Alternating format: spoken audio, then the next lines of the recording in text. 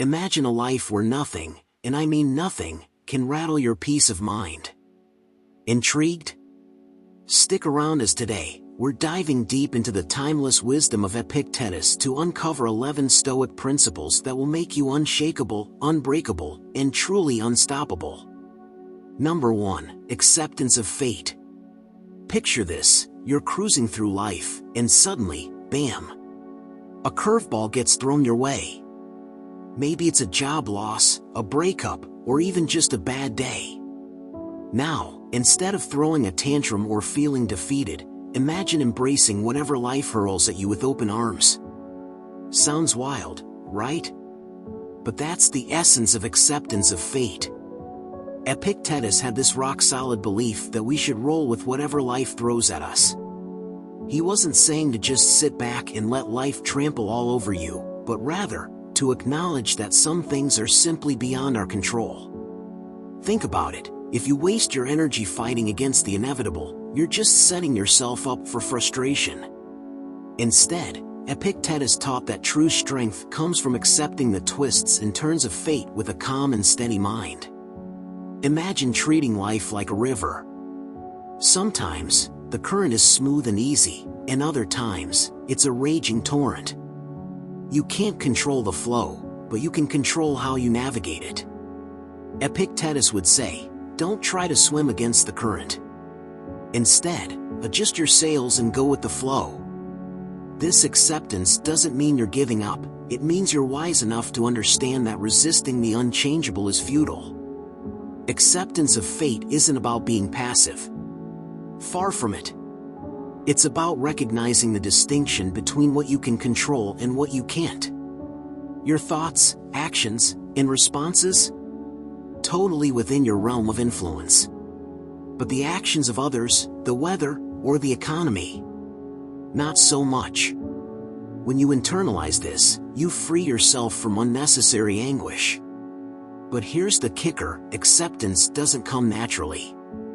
Our instinct is to react, to resist, to fight back. It takes practice to reach that Zen state where you can say, all right, this is happening. How am I going to deal with it? It's like building muscle. The more you work on it, the stronger it gets.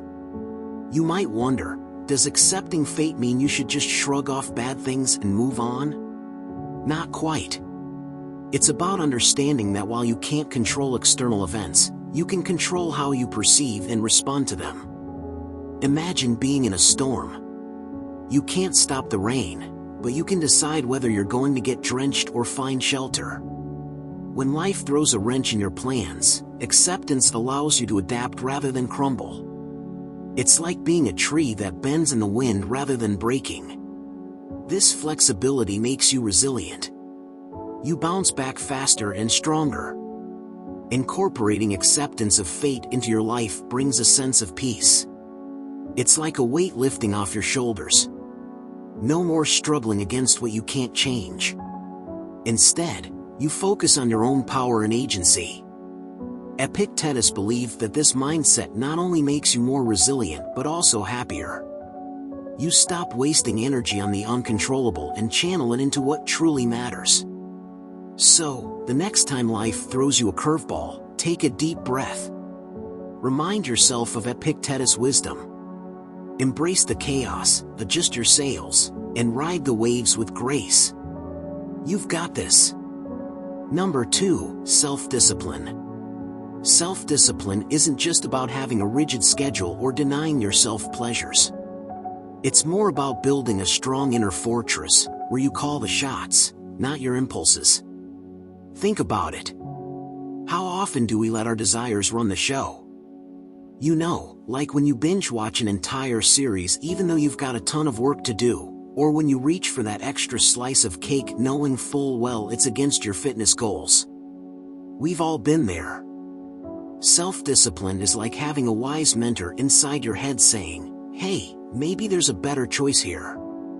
Epictetus, with his no-nonsense approach, would tell us that self-discipline is about freedom. Yeah, you heard that right, freedom. It's not about restricting yourself. Instead, it's about breaking free from the chains of your whims and fancies. When you master self-discipline, you're not at the mercy of every fleeting urge. You become the captain of your ship. Now, let's make this a bit more tangible. Imagine you're a warrior. Every day, you're in training, honing your skills, sharpening your sword. You don't do it because someone's making you. You do it because you know that discipline and practice means excellence in battle. That's how Epictetus viewed self-discipline, as daily training for the bigger battles of life. But here's the thing, self-discipline doesn't just show up one day and decide to stick around. It's something you cultivate. It starts small. Maybe today, you decide to wake up just 10 minutes earlier. Tomorrow, you skip the extra helping of dessert. These tiny victories build up, and before you know it, you've got a solid foundation of discipline. Epictetus would probably say, don't aim for perfection right off the bat. Aim for progress. It's easy to get discouraged if you set the bar too high and stumble. But if you take it step by step, those little wins keep you motivated. Each time you choose to act in line with your goals, you're flexing that self-discipline muscle. And let's be real, it's not always going to be smooth sailing. There will be days when you slip, when the call of the couch is louder than the call of the gym. Epictetus wouldn't want you to beat yourself up over it. Instead, he'd nudge you to learn from it. What threw you off course? How can you avoid it next time? Every setback is just another part of the training. So, why is self-discipline so crucial according to Epictetus? Because it builds resilience. Life is unpredictable. Challenges will come, and when they do, the disciplined mind can navigate through the storm without losing its course. It's like having a sturdy ship. You can sail through rough seas and still stay on track. Incorporating self-discipline into your life brings a sense of empowerment. You start to trust yourself more. You know that no matter what life throws at you, you've got the inner strength to handle it. This confidence spills over into every aspect of your life: work, relationships, personal growth. In the end, self-discipline isn't about living a life of deprivation. It's about making choices that align with your values and goals, consistently. It's about having the strength to say no to short-term pleasures in favor of long-term fulfillment. It's about becoming the best version of yourself, one disciplined choice at a time.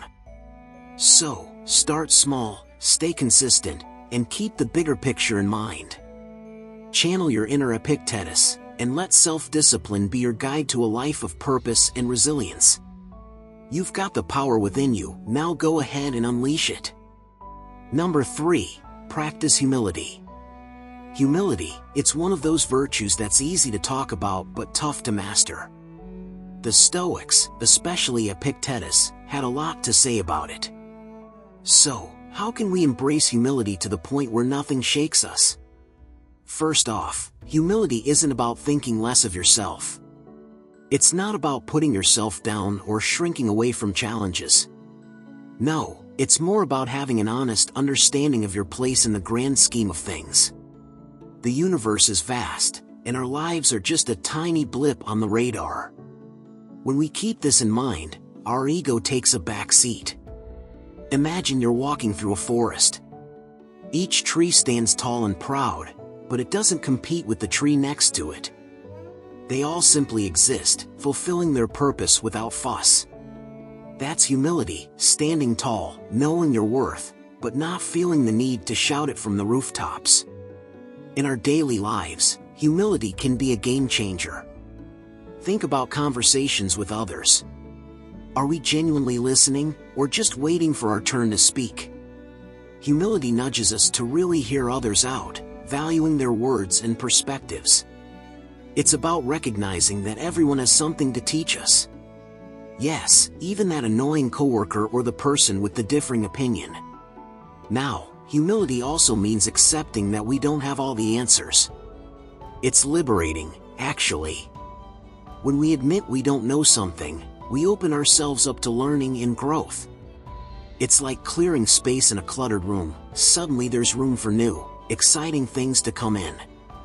Epictetus was big on this. He believed that arrogance is a barrier to wisdom. When we think we know it all, we stop seeking knowledge. Humility, on the other hand, keeps us curious and eager to learn. It keeps our minds open and our hearts soft. Another aspect is how we handle praise and criticism. Humility helps us take both in stride. Praise? We can appreciate it without letting it inflate our egos. Criticism? We can accept it without letting it crush our spirits. We see both for what they are, fleeting moments of feedback that don't define our worth. Let's not forget humility in the face of adversity. When things go south, it's easy to feel like the universe is picking on us.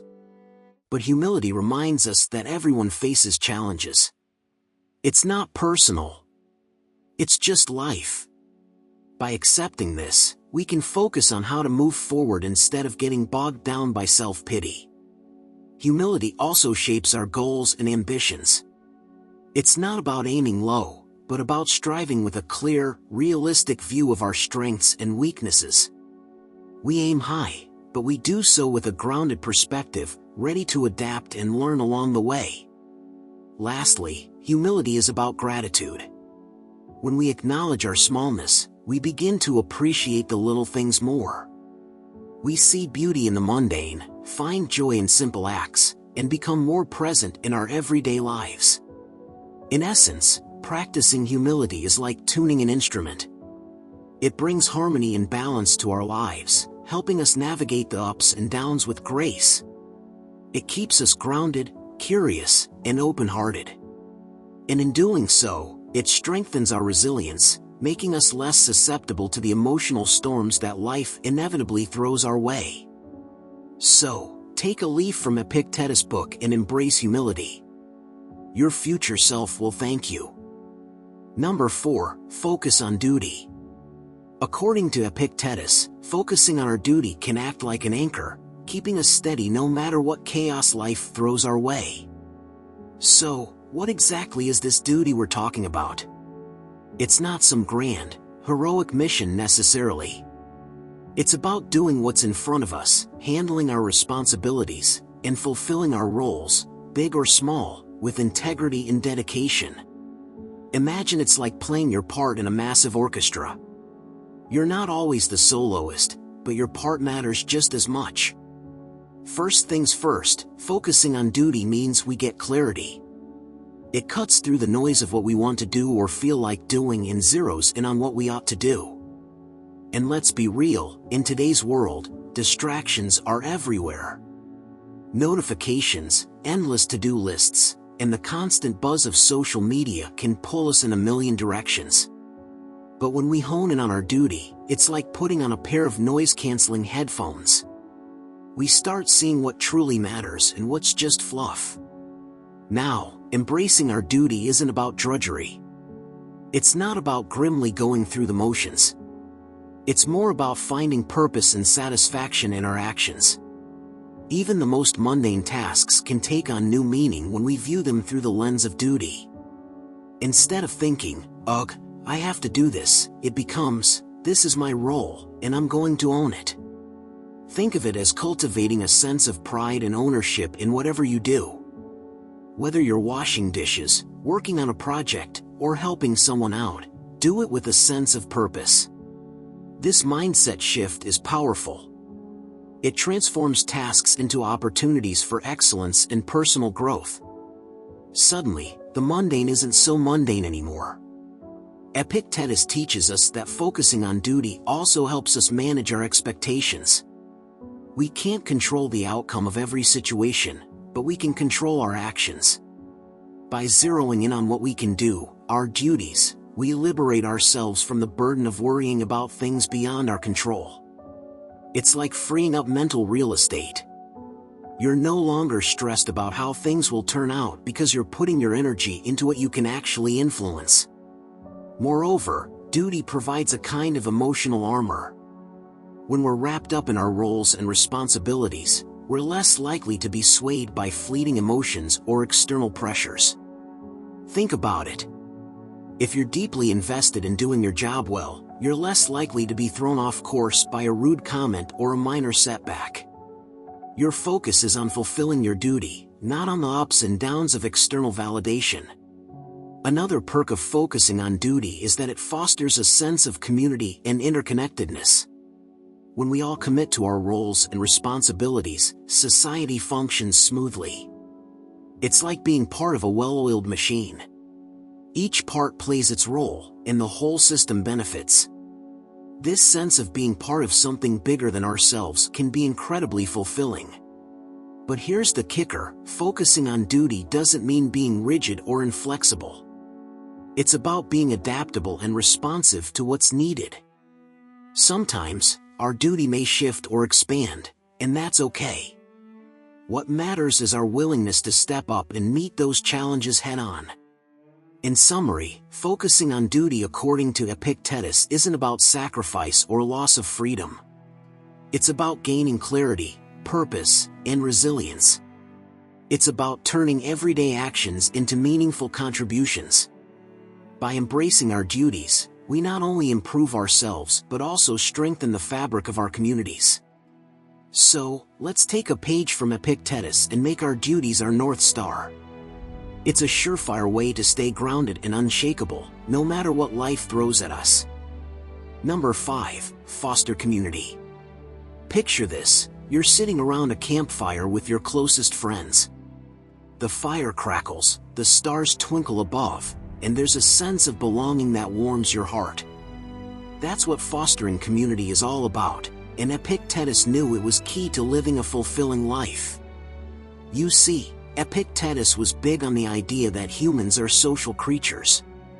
We're not meant to go through life as lone wolves, battling our problems in solitude. Nope, we thrive when we're connected, when we have people to share our joys and our burdens. It's like having a safety net. When you stumble, there's someone to catch you. And when you soar, there's someone cheering you on. But fostering a community isn't just about hanging out and having a good time. It's about building deep, meaningful connections. It's about creating a network of trust and support. Think of it as planting a garden. You don't just toss some seeds around and hope for the best. You nurture those plants, water them, give them sunlight, and, over time, you get a beautiful, thriving garden. Epictetus would argue that fostering community is a deliberate act. It means being there for others, not just when it's convenient, but when it's needed. It means showing up, lending an ear, offering a hand. When you invest in your community, you're investing in yourself too. The support you give comes back to you, sometimes when you least expect it. Now, let's get into the nitty-gritty. How do you foster community? It starts with small, intentional actions. Maybe it's inviting a neighbor over for coffee, or checking in on a friend you haven't heard from in a while. It's about making the effort to connect, even when life gets busy. And it's about being genuine. People can sense when you're being real versus when you're just going through the motions. In fostering a community, empathy plays a huge role. Epictetus would tell us to walk a mile in someone else's shoes. Try to understand their struggles, their joys, their dreams. When you approach others with empathy, you break down barriers. You create a space where people feel seen and heard. And that's powerful. Another aspect of fostering community is inclusivity. Epictetus believed in the inherent worth of every individual. He'd encourage us to welcome people from all walks of life into our circles. It's easy to stick with people who are just like us, but there's so much richness in diversity. Different perspectives challenge us, help us grow, and broaden our understanding of the world. But let's be real, building and maintaining a community isn't always easy. There will be conflicts, misunderstandings, and disagreements. That's just part of the deal. The key is to handle these bumps in the road with grace. Epictetus would advise us to approach conflicts with a calm mind and an open heart. Listen more than you speak. Seek common ground. Remember that at the end of the day, we're all in this together. fostering a community also means celebrating together. Whether it's a small win or a major milestone, sharing these moments with others amplifies the joy. It creates memories that bind us together. It reminds us that life's highs are even higher when they're shared. So, why is fostering community so crucial according to Epictetus? Because it anchors us. It gives us a sense of belonging, a feeling that we're part of something bigger than ourselves. It provides support during tough times and amplifies happiness during good times. It's a reminder that we're never truly alone. In the end, fostering a community is about weaving a web of connections that support and uplift everyone involved. It's about creating a tapestry of relationships that enrich our lives. So, take the time to nurture your community. Be present, be genuine, be empathetic. And watch how these connections transform your life. You're part of this incredible human experience. Let's make the most of it, together. Number 6, detach from outcome. So, why should we detach from outcomes? First off, let's get one thing straight. It's not about apathy or not caring. It's about caring deeply, but not letting the result define you. Imagine this, you're working hard on a project. You've poured your heart and soul into it. Naturally, you want it to succeed. But here's the kicker, you don't control all the variables. There are countless factors outside your grasp. The Stoic wisdom here is to recognize this and shift your focus from the end result to the process itself. Think about it like this, you're an artist, painting a masterpiece. Your job is to pick the colors, hold the brush, and put your vision on the canvas. Once the painting is done, how people perceive it, that's out of your hands. The critics, the buyers, the gallery, all of that is beyond your control. Your focus should be on the act of painting, the joy of creation, and the effort you put in. When we detach from the outcome, we reduce a lot of unnecessary stress. It's like this huge weight lifting off your shoulders. You're no longer fretting over things you can't influence. Instead, you're pouring your energy into what you can actually do. It's empowering, really. You reclaim your peace of mind, and paradoxically, you often end up performing better because you're not bogged down by anxiety about the results. Now, this doesn't mean we should aim low or avoid setting goals. Goals are important, they give us direction and motivation. The trick is to be passionate about your efforts while remaining indifferent to the outcome. Sounds like a tightrope walk, right? But with practice, it becomes a liberating dance. Epictetus taught that our true power lies in our actions and reactions. We can't control the winds, but we can adjust our sails. Imagine navigating a ship. Your job is to steer, to keep an eye on the horizon, and to respond to the changing tides. Whether you reach your destination or face a storm, that's not entirely up to you. What matters is how you handle the journey. Detaching from outcomes also means embracing uncertainty. Life is unpredictable, and that's part of its beauty. When we stop clinging to specific results, we open ourselves up to unexpected opportunities and experiences. It's like letting go of a rigid script and being open to improvisation. You might find that what the universe has in store is even better than what you envisioned. Another aspect of this principle is handling failure and success with the same grace. When you're not attached to the outcome, failure isn't a crushing blow. It's a lesson, a stepping stone. And success? It's a milestone, not the end-all be-all. You celebrate it, learn from it, and move on to the next challenge. So, how do we cultivate this mindset? It starts with mindfulness. Being present in the moment, fully engaged in what you're doing, and gently reminding yourself that the outcome is out of your hands. It's also about self-reflection, understanding why you do what you do, and finding fulfillment in the effort itself. In essence, detaching from outcomes is about reclaiming your power. It's about finding peace in the process and joy in the journey. It's a mindset that says, I'll do my best and accept whatever comes. It's liberating, it's empowering, and it's a cornerstone of living a resilient, unshakable life. So next time you're faced with a challenge, remember Epictetus. Focus on what you can control, let go of the rest, and see how much lighter you feel. Number 7. Control what you can. Next, let's dive into one of the most fundamental principles of Stoicism, controlling what you can. Epictetus often said, "It's not what happens to you, but how you react to it that matters." And isn't that the truth? You can't control the traffic, the weather, or that one coworker who always seems to know how to push your buttons. But you can control how you respond. That's where your power lies. Imagine life as a giant buffet. There's a lot of stuff on the table, some of it delicious, some not so much. Now, you can't control what's being served, but you can choose what to put on your plate. Focus on the dishes you can handle. This is the essence of controlling what you can. Let's break it down a bit.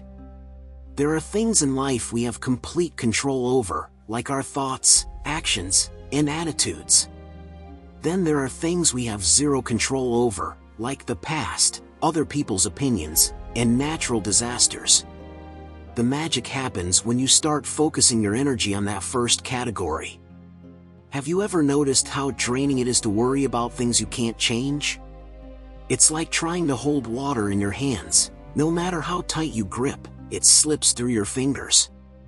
But when you shift your focus to what you can control, it's empowering.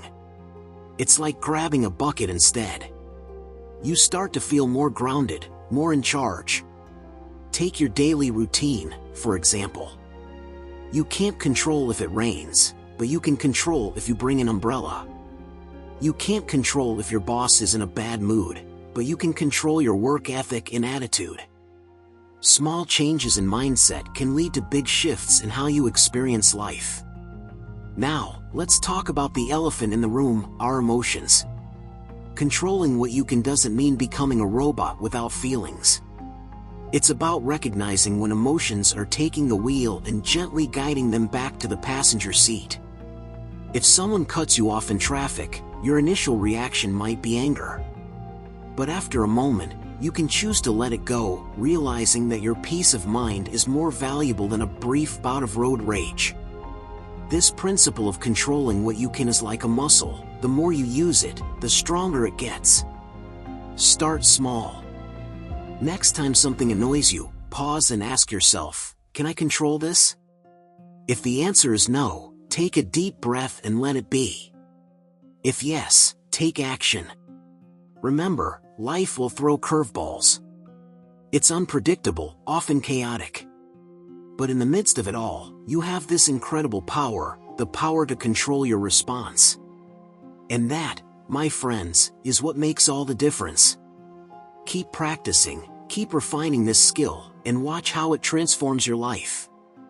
So, the next time you're faced with a challenge, big or small, channel your inner Stoic and focus on what you can control. It's not about changing the world around you but about changing your world within. That's where true freedom lies. Number 8. Live according to nature. When Epictetus and the other Stoic philosophers talked about living according to nature, they weren't just suggesting we all become tree huggers, though, honestly, nothing wrong with that. What they meant was living in harmony with our own nature as human beings and the natural world around us. Think about it this way, nature has a rhythm, a flow.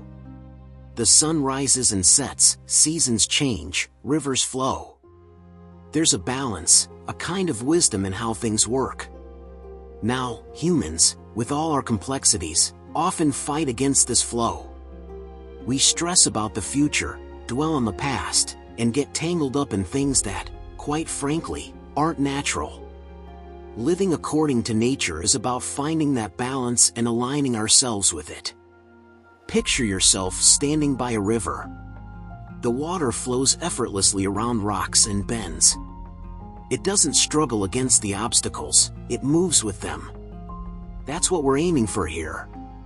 Life throws rocks and bends our way all the time, but instead of fighting against them, we can learn to flow. But how do we do that in practical terms? Start by understanding your own nature. What are your strengths? Your passions? Your natural inclinations? When you live in a way that aligns with these, life starts to feel less like a constant battle and more like a dance. For instance, if you're naturally a night owl, forcing yourself to wake up at 5 a.m. every day might feel like torture. Instead, find a rhythm that suits you. Work with your natural energy levels rather than against them. It's all about finding that sweet spot where you feel in tune with yourself. Now, let's expand this to how we interact with the world. Living according to nature also means recognizing and respecting the natural order of things. We can't control the weather, other people's actions, or random events that happen to us. But we can control how we respond to them, much like the river flowing around obstacles. Take a moment to observe nature. Notice how everything has its place and purpose. Trees don't try to be rivers, and birds don't try to be lions. Each part of nature plays its role perfectly. When we try to force ourselves into roles or lifestyles that aren't true to our nature, we create unnecessary stress and dissatisfaction.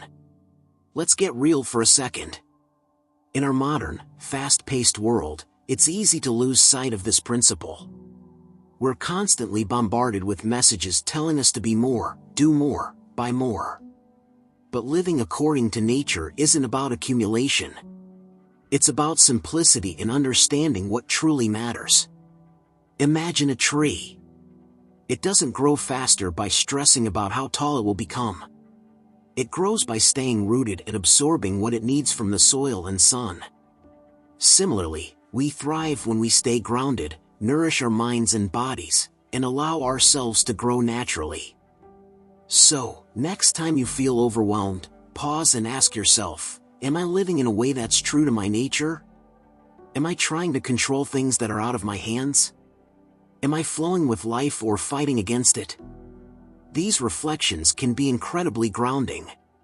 In essence, living according to nature is about embracing who you are and where you are.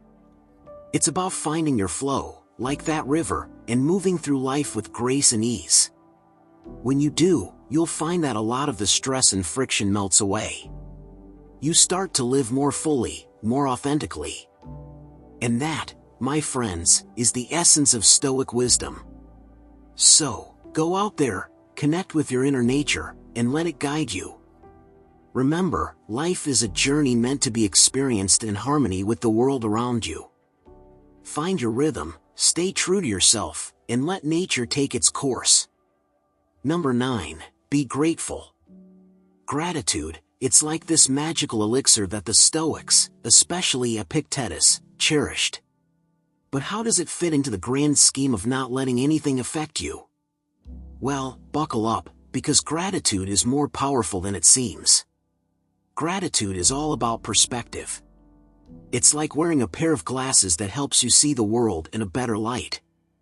When you're grateful, you're focusing on what you have rather than what you lack. It's this subtle shift in mindset that can transform your whole outlook on life. And guess what? It's not about ignoring the bad stuff, but rather about balancing it out with the good. Think about your day-to-day life. We often get caught up in a cycle of wanting more success, more money, more recognition. It's like this never-ending treadmill. But when you practice gratitude, you step off that treadmill. You start to appreciate the little things, the things you often take for granted. It's like noticing the background music in a cafe that you usually ignore. Suddenly, it adds a beautiful layer to your experience. Gratitude also acts as a buffer against negative emotions. When you're genuinely thankful, it's harder for anger, envy, or frustration to take hold. It's like trying to light a fire in the rain. The negativity just doesn't catch as easily. You're too busy appreciating what's good in your life to dwell on what's not. Now, Epictetus and the Stoics weren't about sugarcoating reality. They acknowledged life's hardships and challenges. But they believed in finding something to be grateful for, even in tough times. It's about resilience, about seeing setbacks as opportunities to learn and grow. When you're grateful, you're more likely to bounce back from adversity because you recognize that every experience has something to offer. Another cool thing about gratitude? It connects you with others. When you express gratitude, you're acknowledging the impact others have on your life. It's like sending out ripples of positivity. People appreciate being appreciated, and it strengthens your relationships. It's a win-win. Plus, it's contagious. When you show gratitude, it often inspires others to do the same, creating this awesome cycle of positivity. And here's a neat trick: gratitude can shift your focus from outcomes to actions. When you're grateful for the effort you put in, rather than just the end result, you find more satisfaction in what you do. It's like enjoying the act of cooking, not just the finished meal. You start to see value in the process, which makes you more resilient to setbacks. Gratitude also has this calming effect. When you take a moment to appreciate what you have, it grounds you. It's like taking a deep breath in the middle of chaos. You find this inner peace, this sense of contentment, that helps you navigate life's ups and downs with a bit more grace. It's not about being blissfully ignorant, but about finding balance and stability. Incorporating gratitude into your daily routine doesn't have to be a big deal. It can be as simple as taking a moment each day to reflect on a few things you're thankful for, or jotting them down in a journal, or even just telling someone you appreciate them. It's these small acts that add up and create a profound impact on your mindset. So, when Epictetus talked about gratitude, he wasn't just throwing around feel-good advice. He was highlighting a powerful tool for living a resilient, balanced life. Gratitude shifts your focus, strengthens your relationships, and builds emotional resilience. It's a practice that helps you see the good amidst the bad and keeps you grounded no matter what life throws your way. Embrace gratitude, and watch how it transforms your perspective. It's like finding treasure in everyday moments. And who doesn't want a bit more treasure in their life, right? Number 10. Cultivate resilience. Resilience, it's like that inner superpower that helps you bounce back when life throws curveballs your way. And Epictetus, he had some seriously wise thoughts on how to build it up. First off, what is resilience, really? It's that ability to keep going, to get back up when you're knocked down. It's like being a rubber band, flexible, adaptable, and always ready to snap back into shape. But how do you get there? How do you cultivate this toughness of spirit? The Stoics believed it starts with your mindset. Epictetus taught that our perceptions shape our reality. Think about it. Two people can face the same challenge, but one crumbles while the other rises. The difference? How they perceive and respond to the situation. So, to build resilience, we need to train our minds to see obstacles not as insurmountable walls but as opportunities for growth. Imagine you're facing a tough situation. It's easy to feel overwhelmed, right? But what if, instead, you viewed it as a test of your strength and character? It's like flipping a switch.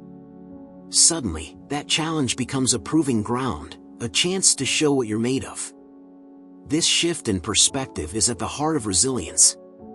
Next up, let's talk about control. The Stoics were big on understanding what's within our control and what's not. Epictetus drilled this idea home: focus on what you can change, let go of what you can't. It's liberating when you think about it. You stop wasting energy on things beyond your influence and start channeling it into areas where you can make a difference. Part of cultivating resilience is accepting that life is unpredictable. You can't control every outcome, but you can control how you respond. It's like being a surfer. You can't stop the waves, but you can learn to ride them.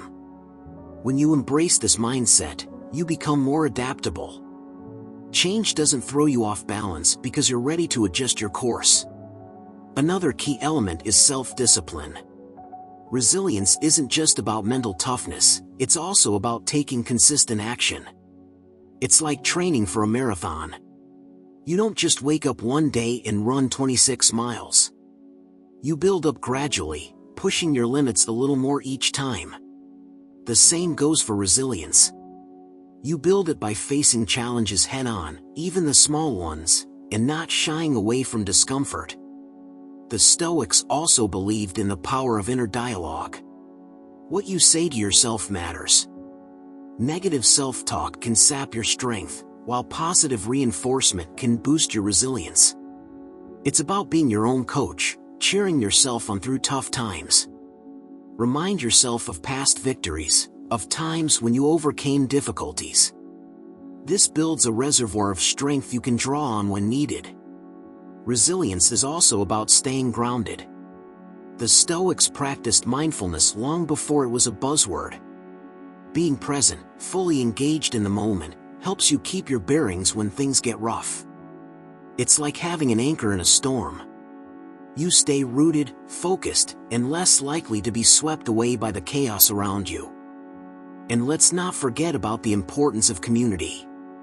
The Stoics valued relationships and saw them as vital to a resilient life. Lean on your support network. Share your struggles, seek advice, and offer help in return. Resilience isn't about going it alone, it's about knowing when to reach out and accept support. In summary, cultivating resilience according to Epictetus is a multifaceted process. It's about mindset, control, discipline, positive self-talk, mindfulness, and community. It's about seeing challenges as opportunities, focusing on what you can control, taking consistent action, staying present, and leaning on others. So, when life throws you a curveball, and it will, remember these principles. They're like a toolkit, ready to help you bounce back stronger and wiser. Embrace resilience, and nothing will knock you down for long. Number 11, reflect daily. Finally, let's get into the practice of reflecting daily. This is one of those Stoic principles that might seem a bit abstract at first, but it's actually pretty straightforward and incredibly powerful. Epictetus, that wise old philosopher, really believed in the power of daily reflection to keep you grounded and resilient. So, why is daily reflection such a big deal? Well, think of it as a mental reset button. Every day, we go through a whirlwind of experiences, emotions, and interactions. It's easy to get lost in the chaos and lose sight of what really matters. Reflecting daily helps you hit pause, take a step back, and make sense of it all. It's like giving your mind a much-needed breather. Imagine this, at the end of the day, you find a quiet spot, maybe with a cup of tea or just in the calm of your room. You sit down and start to think about your day. What went well? What didn't? How did you react to different situations? It's like a mini debrief with yourself. You're not judging or criticizing, just observing. This simple act can bring a lot of clarity. When you reflect daily, you start to notice patterns. Maybe you realize that certain things trigger stress or anger. Or perhaps you see that you feel happiest when you're helping others. These insights are like little nuggets of wisdom that help you understand yourself better. And with this understanding, you can start to make changes. You can decide to react differently next time or to seek out more of what brings you joy. Another big benefit of daily reflection is that it keeps you aligned with your values. The Stoics believed that living according to your principles was the key to a good life. But in the hustle and bustle of daily life, it's easy to stray off course. By reflecting daily, you remind yourself of what's important to you. It's like checking your compass to make sure you're still headed in the right direction. Now, let's talk about how to do this reflection thing. There's no one-size-fits-all approach. Some people like to journal, writing down their thoughts and feelings. Others prefer to meditate, sitting quietly and letting their mind wander. You might even find that talking out loud to yourself works. The key is to find a method that feels natural to you. During your reflection, you might want to ask yourself a few questions. What did I learn today? What am I grateful for? Did I act according to my values? These questions can guide your thoughts and help you dive deeper. And remember, it's not about finding the right answers. It's about being honest with yourself and gaining insight. Reflecting daily also helps you build resilience. When you regularly take stock of your experiences, you become more aware of your strengths and weaknesses. You see how you've overcome challenges in the past, which boosts your confidence to face future obstacles. It's like keeping a record of your victories and lessons learned, a personal playbook for navigating life. Lastly, daily reflection fosters a sense of gratitude. As you look back on your day, you start to appreciate the small moments of joy, the little acts of kindness, and the simple pleasures.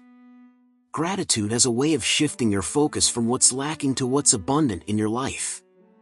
It's a powerful antidote to negativity and stress. So, there you have it. Reflecting daily is like having a heart-to-heart with yourself. It's a chance to pause, ponder, and gain perspective. It keeps you aligned with your values, helps you learn and grow, and builds your resilience. Give it a try. Make it a daily ritual. You might be surprised at how much clarity and peace it brings into your life. And remember, as Epictetus would say, it's not about perfection. It's about progress. Happy reflecting. And there you have it, folks, the 11 Stoic principles from Epictetus that can truly transform the way you perceive and interact with the world. Remember, Stoicism is not just a philosophy, it's a way of life that empowers us to remain unshaken in the face of adversity. By internalizing these principles, we can build an unbreakable inner fortress that shields us from external turmoil. If you found value in this video, make sure to hit that like button, subscribe, and ring the notification bell so you never miss an update. Also, let us know in the comments which principle resonated the most with you and how you plan to apply it in your daily life. Thank you for watching, and remember, the power to remain unaffected lies within you. Until next time, stay strong, stay stoic, and keep cultivating that inner peace.